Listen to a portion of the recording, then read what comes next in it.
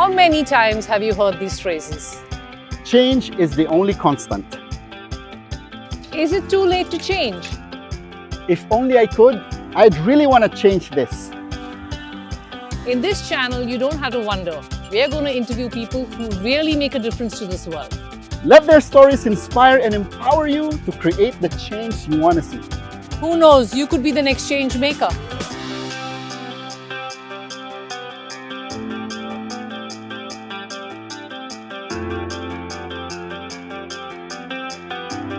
Welcome to the Change Makers. Hi, I'm Sakala, And I'm Leo. and together we bring you the Change Change Makers. Today's guest is very, very intimidating to me. I mean, apart from the fact that he's a doctorate, he's also a doctorate in science and technology and physics. Something that I have to turn around and tell you that is not my area of expertise. Without further ado, let me call upon Dr. Khaled Saoud. Hi, Dr. Khaled. Welcome to the show. Welcome to the show. Thank you. Thank you for having me in the show. Thank you so much. Dr. Khaled, can you just tell us a little bit about yourself? I'm a very simple person, and I grew up in Jordan until the age of 20th, and my parents never went to school. Oh, wow. Both of them. They didn't know how to write and read, but eventually when we grow up, we teach them how to write and read. Yes. And unfortunately, they're not with us today, and we are very sad for that. But I tell you one thing about them, that they always ensure all of us that went to school, Yes. all of us get the best education. Amazing. And they did a lot of sacrifice to get us where we are right Today, now. yeah. And I started studying physics at Yarmouk University in Jordan from 1986 to 1990. After that, I worked as a high school physics teacher for 1 year, then immigrated to United States and landed in New York. Took me a while to get back in track and go back to school, but eventually I got my master's degree in surface science and applied physics in 2000. Oh, wow. And 2005 I got my PhD in chemical physics, and with the focus on nanotechnology, which is a very fascinating science to me. Yes, and yes. since that, then I'm working in that field. Wow. That's nice. Wow. Okay, I'm Very not. I'm inspiring. over to you, Leo. I can't ask any questions Very right now. inspiring. Got me teary-eyed. Actually, your story about your parents and how you were able to teach them afterwards, like coming back in full circle, you know, the good things you did for them, for you did to them as well when you grew up. That's a very inspiring story. Thank Yeah, you. I yeah. mean, no matter what we do, we cannot pay them enough for what they That's very true. did. That's very true. Now, coming back to your expertise, nanotechnology. You know, when I think about this industry, for me, it's like science fiction.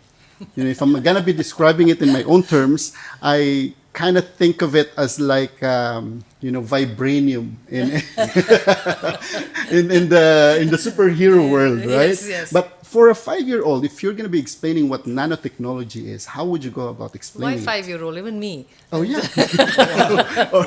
For us. I think you are right. I mean, in the start of this technology, it was like a science fiction, and still like a Yes, science fiction, yes. with the difference that we made this science fiction reality in a lot of cases. Yeah, So basically, if I want to say something about nanotechnology, I say one thing. For the first time in history, we have a full control over materials, and we Wow. can design our materials based on our need. We can solve our problem based on the design of new material which solve these problems for us. So with this, I can think of anything around me and think of any problem. Yeah. To find a solution for it, I might find something in this technology that can help me and aid me to find the solution. From a very complicated thing like treating cancer Oh, wow. to a very simple thing, I was going to which ask is you about that, yeah. having a clothes that does not get dirty for the kids. And That's great. whatever mess they do, they can come back home clean. Oh, wow. I like that. We're going to be putting a lot of businesses, a lot of companies out of business. Out of business. because of this. But this is a very nice leap in the technology, especially in many use cases.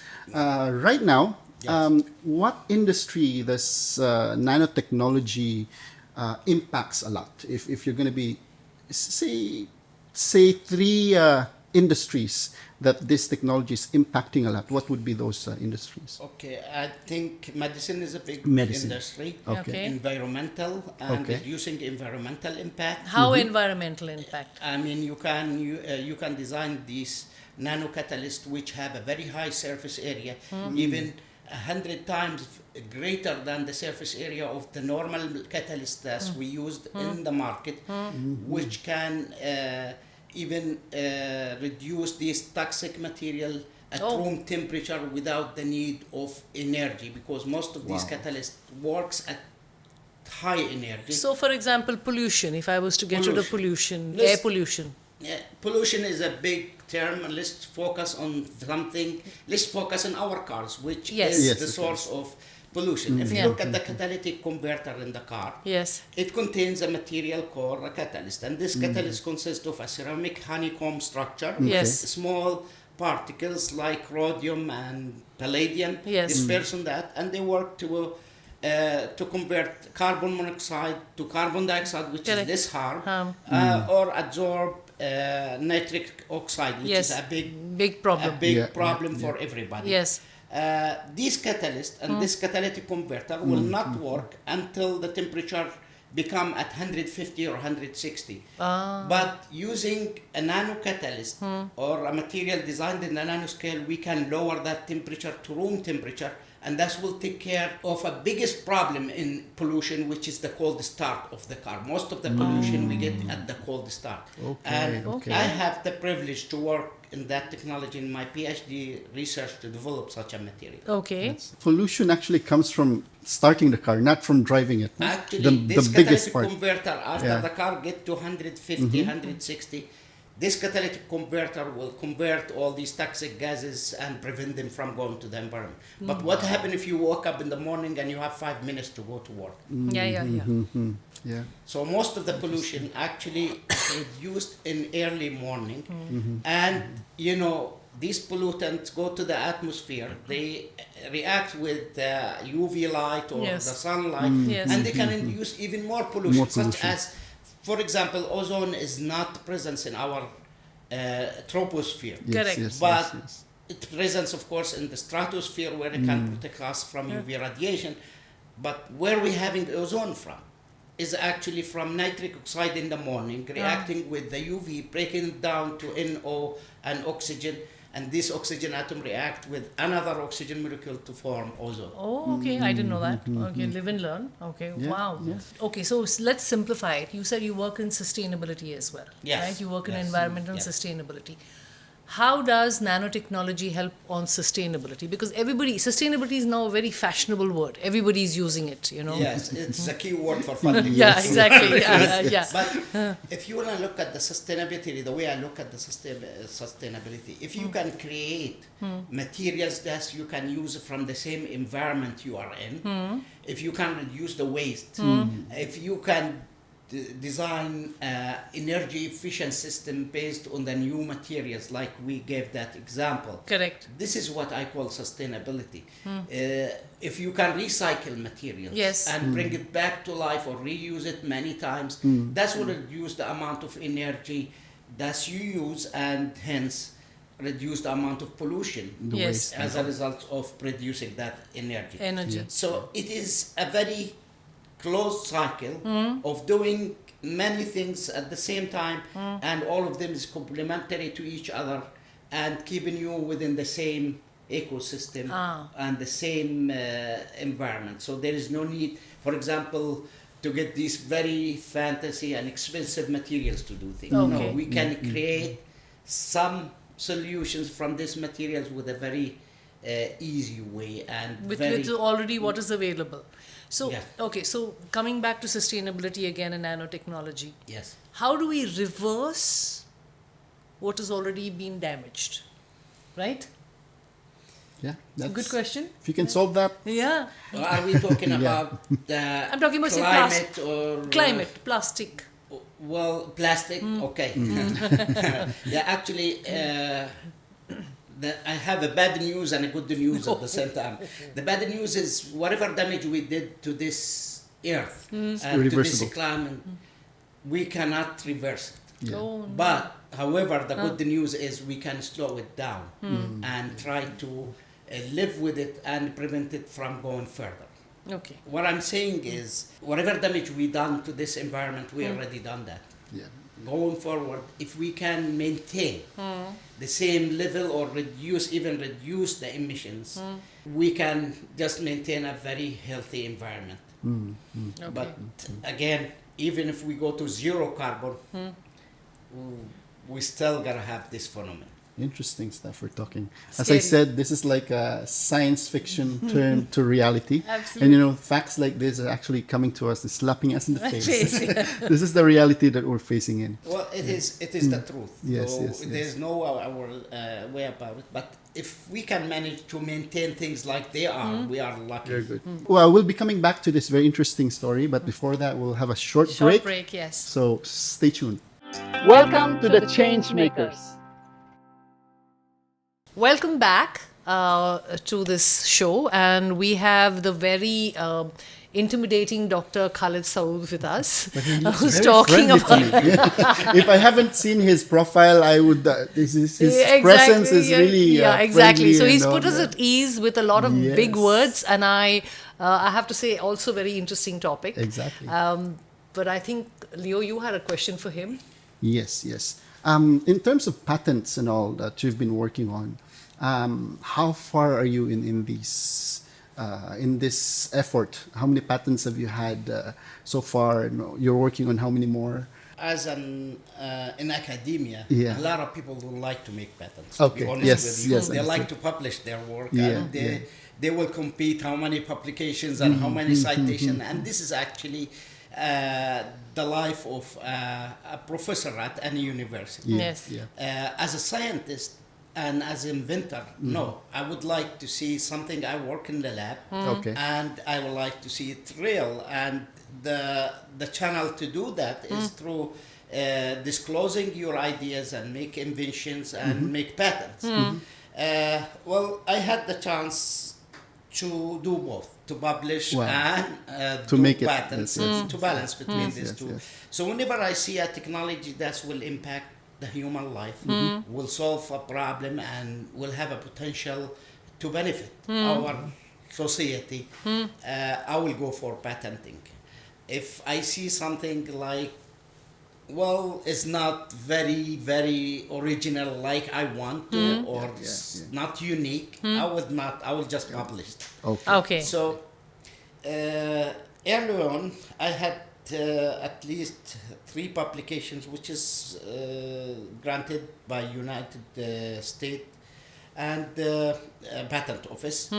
And at that time, I was intern or a co-op with Philip Morris USA, Oh, wow. which is the cigarette company, Correct. the one they make Marlboro. Yes. Yes. And actually, when they brought me in, they tried to do something very, very, very good to people. And since people are smoking anyway, so why we didn't actually invent new technologies to reduce harm in this segment? Correct. So nice that initiative. was the project I work on it. Yeah. And as a result, actually, we designed, and I was at the beginning of nanotechnology, and we designed a material that we can convert carbon monoxide to carbon dioxide at room temperature.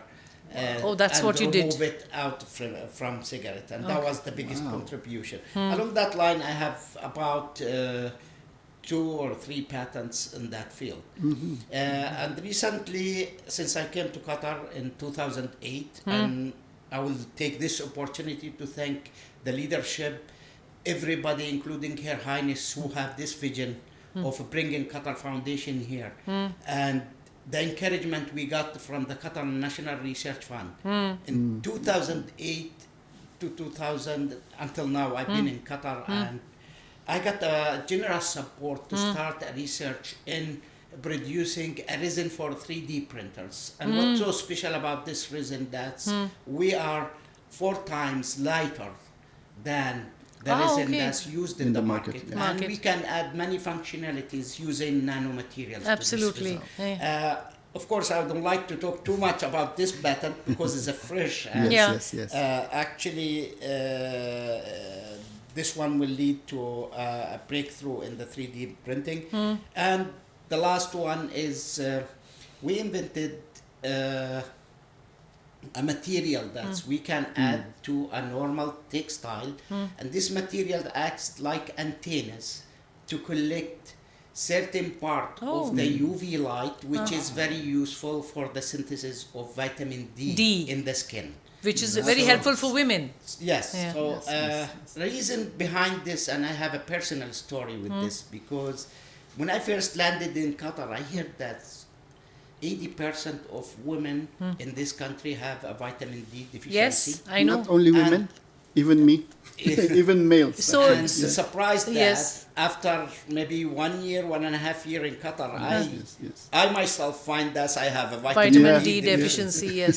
So I thought, why we didn't combine the traditional dress, which is the abaya This here, is nice. without altering anything in the look or of the abaya, and to add these materials to actually help concentrating the useful part of UV or ultraviolet light, which is between Correct. 280 to 310, Yeah. and which is essential for vitamin D, and help reduce the vitamin D deficiency. Correct. So the task was not an easy task, and it took over, I can say, from 8 to 10 years overthinking and development, and finally a small concept, a basic concept in science that helped me to trigger the solution, and we tried that in the lab. We tested on different textiles with different colors.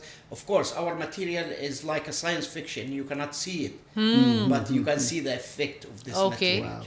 Wow. So we finally find the solution, and now it's under patenting process. That's great. Ah. That's great. It went through the first screening through VCU main campus, Yes. and then now it's in the hand of Qatar Foundation Patent Office excellent. to finalize the technology. I'd Excellent. love to wear a suit one day that can help me with that vitamin deficiency. Vitamin D. It's gonna save me some shots. I'm still due for 2 injections Yes. every month. 500,000. 500,000. So question. So I know I saw photographs of Her Highness Sheikh Moza wearing a tracksuit, correct me if Yeah, I'm wrong, made out of nanotechnology I or think an it is a abaya. abaya. Abaya. Okay, And abaya. Huh. That was a big honor for us to have Her Highness wear Yes. our research product and design product. And actually, I don't want to take the whole credit for that because the students who did the design of the abaya and the students who was working with me as undergraduate researcher, and also we have a big project which is under VCU Qatar, VCU Art Qatar, and we have a generous support to start even not only a textile that will help you in vitamin D synthesis, but it is a broad project that can give you thermal insulation textile, UV protection textile if you need Correct. to go to an area which has a lot of UV. We have antibacterial and self-cleaning textile and thermal insulation textile. So you're saying, for example, and we have all been through the COVID, right? Yes.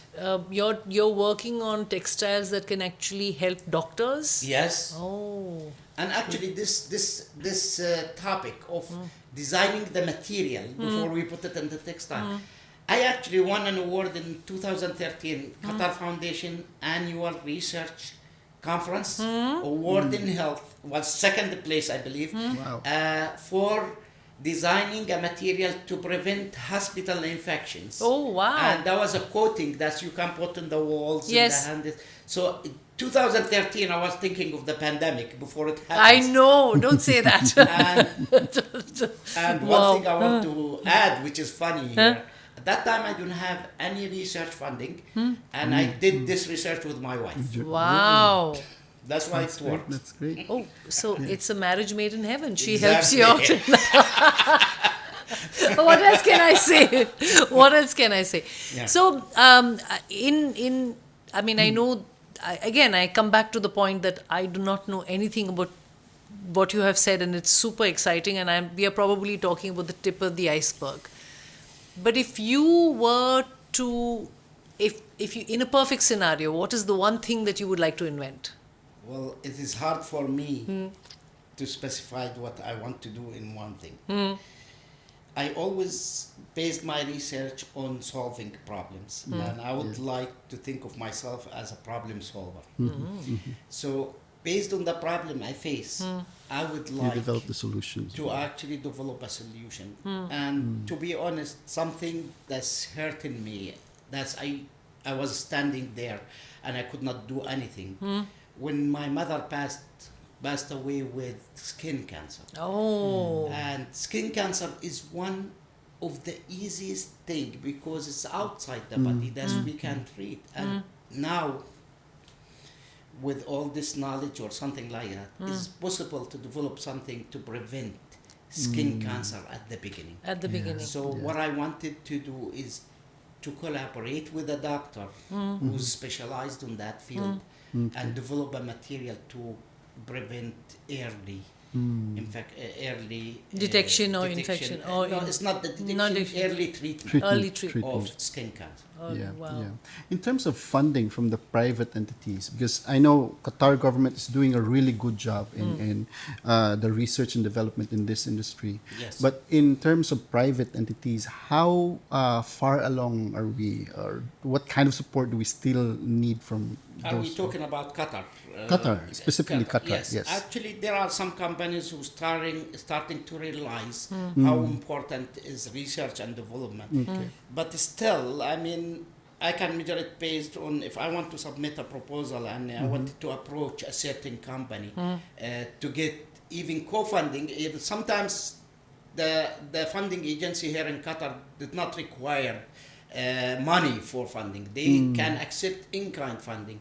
Okay. In my experience, we still have a long way. We have to educate these companies to actually start investing in research. And hopefully one day we will be mature enough to realize how important for the private sector and for the public sector research is. Yes, I would love to see one event here in Qatar about nanotechnology. We are hosting a lot of events about technology, cars, fashion, even jewelry, but something only specifically for nanotechnology. That's going to be something big. Maybe I Dr. think Khaled can help us out there. It's always in my plan. Yeah. And if I find the proper support, I am willing to read. However, I tried to do that, a big conference back in 2010-11, and it was with a private sector. And we were not successful because these guys back up in the last minute after putting all the efforts and even inviting speakers. Maybe now, since the technology has gone so I very didn't advanced blame- and all, Maybe before, as I told you, by the way, this technology, it is still a young technology. It's not a very old. That's it. I've been Okay. myself, I considered myself from the pioneers in this technology since the beginning because during my master's in '98, I was working on making nanowires and nanowires for computer chips, and that research was funded by Motorola, which was big in the yes, industry at that time. the flip top. And I was making these nanowires. We were making nanomaterials, but at that time we didn't call them nanomaterials because the term nanotechnology and nanoscience was not defined. We used to call them a longer name. We call them raw-like structure. We call them raw-like structure, and which means like wires. They are 2 nanometer wide and 500 nanometer in length, and this will supposed to be used as interconnect inside the computer chips. And actually, this specific experience lead me to work for Intel later on in life. Okay. Yeah. So in 2001 was the nanotechnology initiative by the United States government, and it was a very hot when they defined in that conference in Washington D.C., which I attend. They defined the term nanotechnology and they defined what is nanoscience. Of course, you know what nanotechnology is. No, we don't. That's not fair. I think I should start my conversation by defining technology. But we can look at nanotechnology or define it as the synthesis and characterization and fabrication or design of materials in a scale between 1 and 100 nanometer. Now, you will ask what's so special about that What scale. is a nanometer? A nanometer, it is almost 1 billionth part of a meter. Oh, Okay, wow. so you divide 1 meter So it's into like a billion parts. nanosecond. Wow. So it's a second and a nanosecond. Yeah. You know? It is actually 1 over a billion. of Correct. a 1 over a meter. billion. Yeah. of So you can see that with your eyes, right? Yeah, don't no. Our eyes can see Nothing. is actually close to 80,000 nanometer. Our eyes can which see. is the diameter of a human hair. Hair, I was going to say, we can see Yes, our hair. yes. So, yeah. So what's so special about that scale specifically, based on the size of the particles, you can tune your materials. So for example, if we take the gold, which is, we know the color of the gold. Yes. But in my lab, I can make a green gold, blue gold, yellow gold, the black gold, based on the particle size.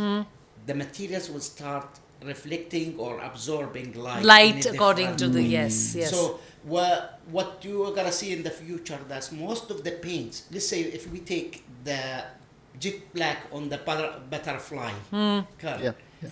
If we want to do that, this is not a normal pigment paint that we use in the studios here when you do some art or something like that. This is actually as a result of the structure, the nanostructure on the wing of the butterfly, which don't reflect anything, which is the jet black. So you will not see darker than that black. Oh, wow. And there are more examples like this. Yeah.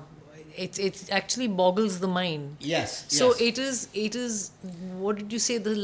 So it's as compared to a hair. How small It is is the actually structures, nanostructures. Yeah. They design in a certain way to absorb The all light. the lights Lights. coming in. That's great. Let's take a little break and come back with a few more questions before the rapid fire question begins. Yes. Welcome to the Change Makers. Welcome back to the Change Makers, and Leo had a very interesting question to ask Dr. Khaled. Yes. One of the main problems we're facing now is hunger. You know, how can this technology contribute into solving that very huge problem that the world is facing right now? Well, if you think of agriculture, you think of fertilizers, you think of materials that you want to kill the bugs or Yes. Yes. Yes. So the excessive use of these fertilizers and or other materials that use them to kill the insects and other things is what causing most of the environmental impact and also hurting the agriculture industry because it is a big suspect of producing a lot of nitrogen-rich pollutants such as ammonia And green gases and greenhouse and contribute to the NO, which is a very dangerous green. So I can say that's reducing the amount of fertilizers, efficient delivery of the fertilizers and the food and the water to the plants that can contribute greatly to the agriculture. So nanotechnology can do that. And also there is a small part of research that I'm working on with a collaborator in Sweden. We actually design a food packaging solution that will make the okra, for example, or the pineapple or grapes fresh for another month or two. Wow. Oh, wow. And to keep it fresh like you just got it from Got the it farm. from. So this is one of the areas that we are entering right now and try to contribute in that field.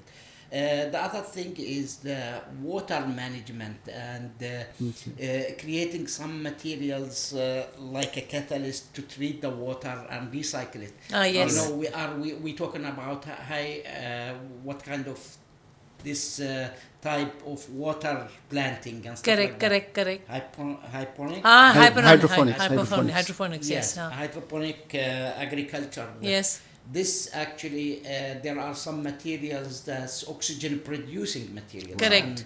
And I met one scientist working on this field in the United States. They're actually big at this. There is a company only making these materials to enhance the amount of oxygen for plants or something like that. So I see a big future for this technology in agriculture and try to provide people with a fresh, healthy Food. food. Excellent. How does this differ from GMO when you apply nanotechnology in food and agriculture? Right now, I know this is very polarizing. A lot of people doesn't like genetically modified food and all. So how would nanotechnology solve that problem altogether? Well, you know, in genetically modified food, you actually choose a certain characteristics and you will tap on that to produce. Yes. Nanotechnology will not interfere with that.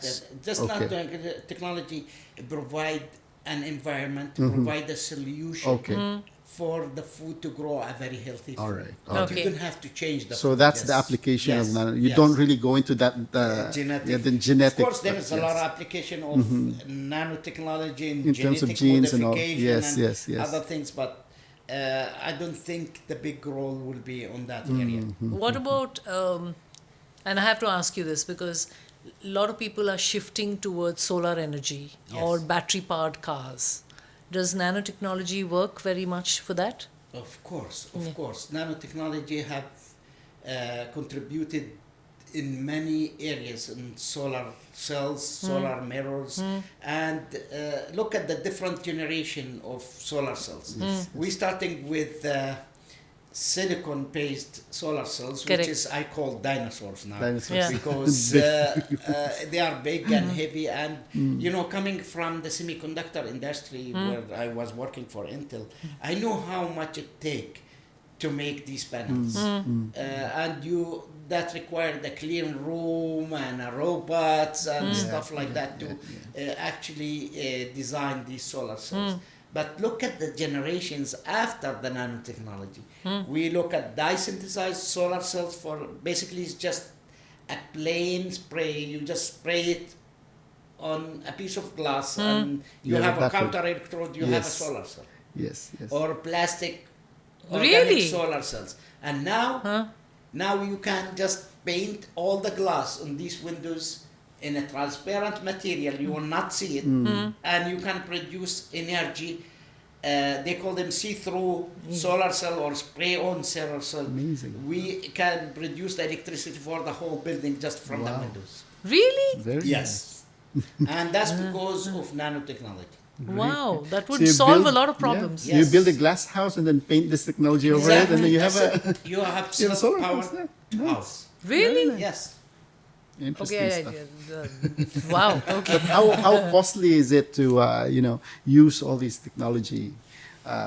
Is it comparable to the conventional solar power that we're using now? Yes, of course. I mean, the easiness of this technology is just you have the existing structure, you spray it on, and you on. Wow. That's it. That's it. How do you tap it? How do you convert that glass, which is painted, as you said, into energy? Well, you have some semiconductor particles, and these semiconductor particles, some of them are transparent, like we said in zinc oxide, Correct. for example. Correct.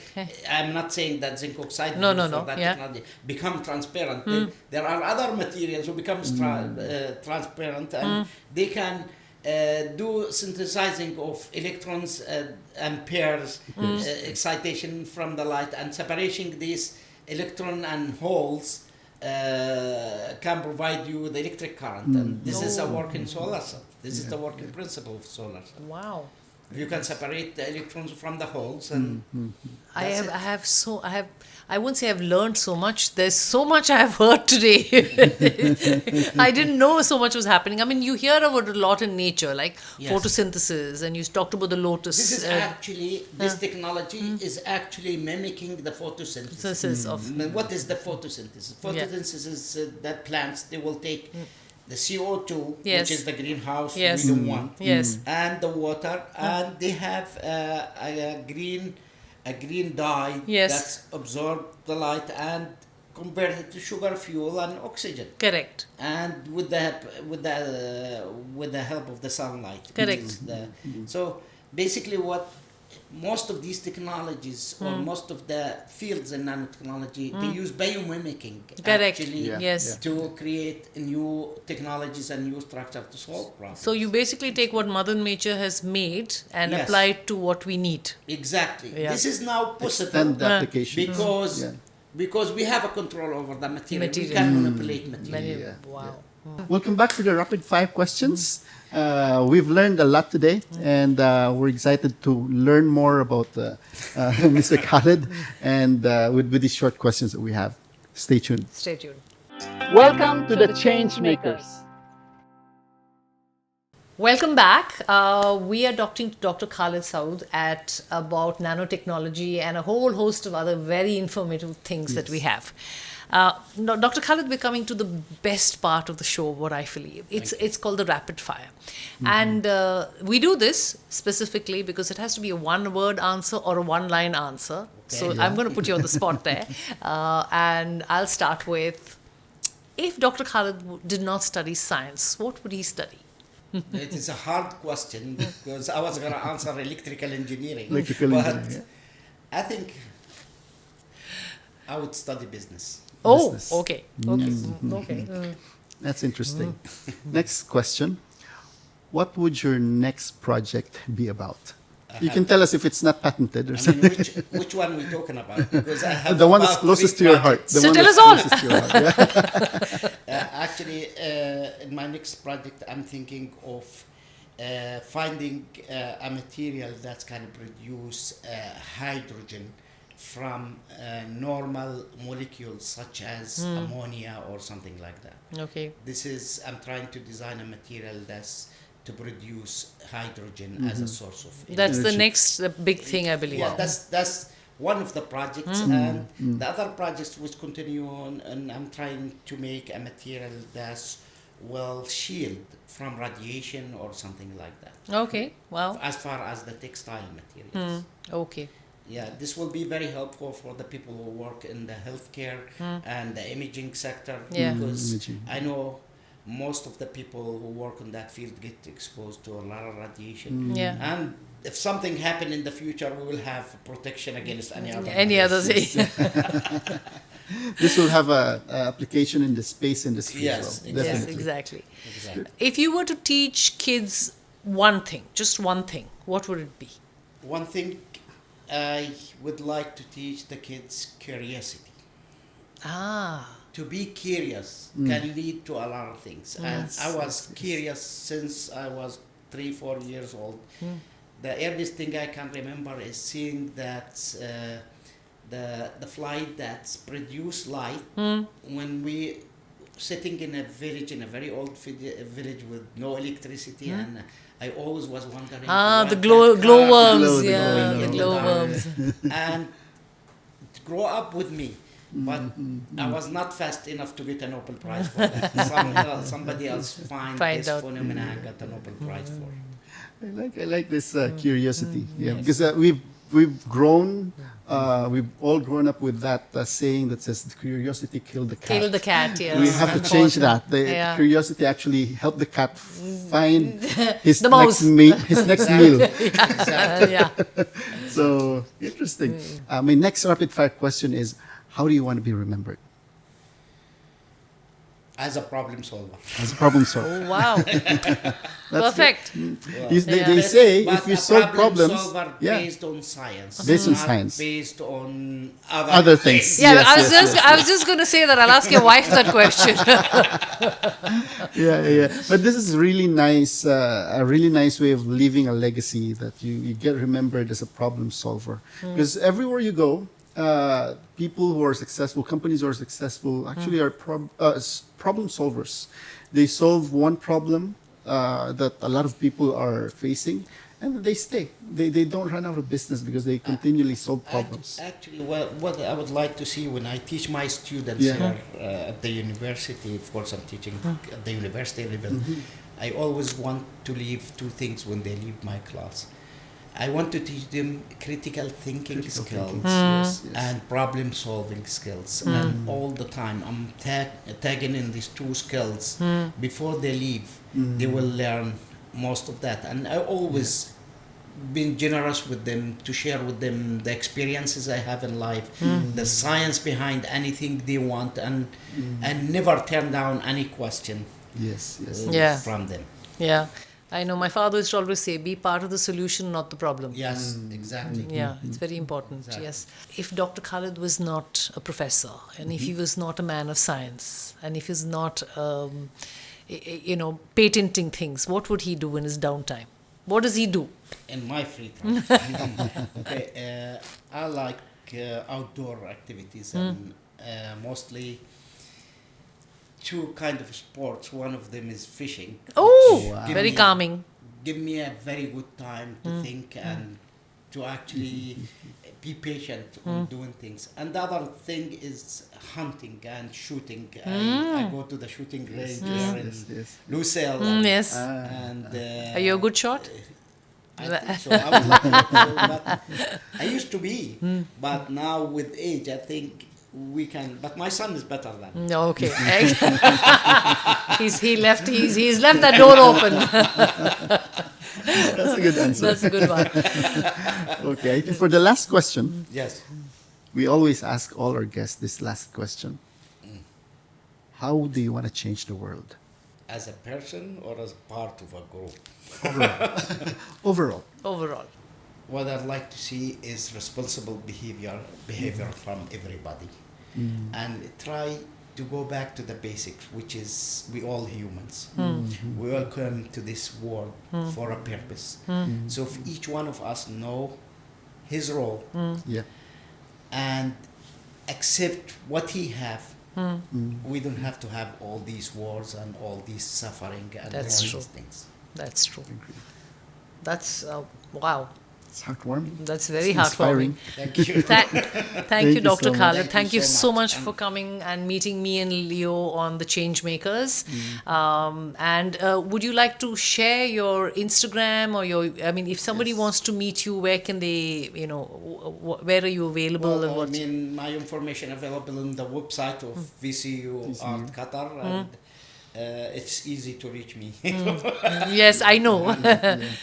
And I welcome anything. If I can help solve anything, if I can help to inspire a small younger child or something like this, if I can start initiative, I'm here. for Perfect. that. Lovely. Thank you so Thank much for you. coming you. today. Thank you so Thank much. you Thank you so very much. much. And with that, we will take your leave from Leo and me. We'll see you in the next episode of The Change Makers, and thank you all for tuning in.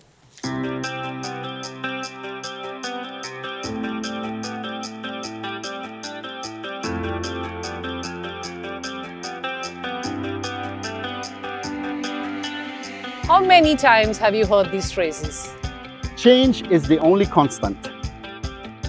Is it too late to change? If only I could, I'd really want to change this. In this channel, you don't have to wonder. We are going to interview people who really make a difference to this world. Let their stories inspire and empower you to create the change you want to see. Who knows, you could be the next change maker.